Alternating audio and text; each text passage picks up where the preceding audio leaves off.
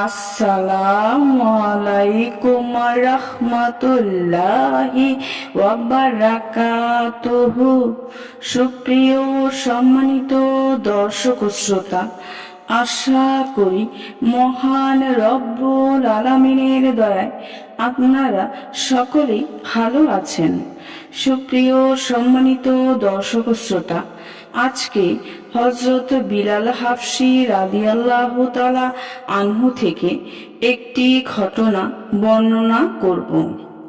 ঘটনার শিরোনাম হচ্ছে কাবার ছাদে আজান। সুপ্রিয় সম্মানিত দর্শক ও শ্রোতা, আপনাদের নিকট অনুরোধ থাকবে ঘটনাটি শেষ পর্যন্ত শোনার।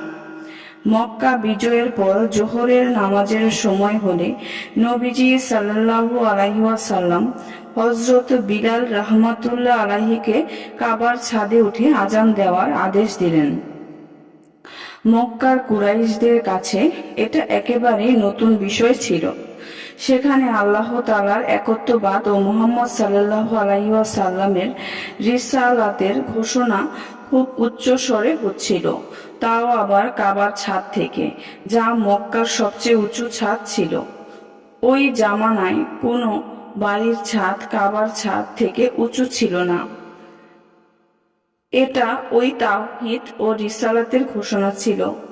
মক্কাবাসীরা বিগত ২০ বছর যাবৎ রাত দিন যার বিরোধিতা করে আসছিল, আর এরই বিরোধিতায় তাদের বড় বড় নেতারা যুদ্ধের ময়দানে নিজেদের প্রাণ বিসর্জন দিয়েছিল।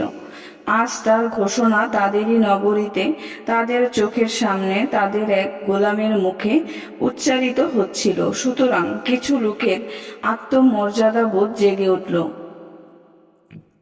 ওই সময় আবু সুফিয়ান ইবনে হারব, ইতাব ইবনে উসাইদ, খালিদ ইবনে উসাইদ, হারিস ইবনে হিশাম ও অন্যান্য কুরাইশ নেতারা কাবা প্রাঙ্গণে বসা ছিল।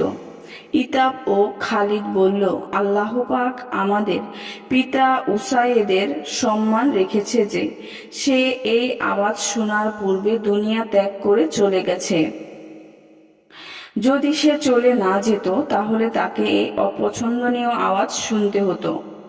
তারপর হারিস ইবনে হিশাম বলল, দেখো খোদার শপথ, আমি কিছু বলবো না, কেননা আমি যদি কোনো কথা মুখ দিয়ে বের করি তাহলে এই পাথর কুচিও আমার সম্পর্কে খবর দিয়ে দিবে।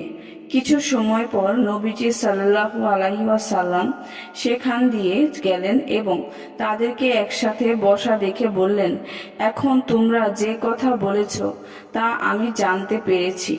অতঃপর নবীজি সাল্লাল্লাহু আলাইহি ওয়াসাল্লাম তাদের সব কথা বলে দিলেন।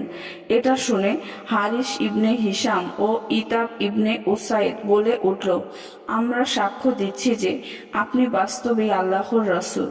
আল্লাহর শপথ, অন্য কেউ আমাদের সঙ্গে ছিল না যে এ কথাবার্তা জানতে পারবে। আমরা মনে করছি যে আল্লাহ পাক আপনাকে এই খবর দিয়েছেন। সুপ্রিয় সম্মানিত দর্শক ও শ্রোতা, আজকের ঘটনাটি এই পর্যন্তই।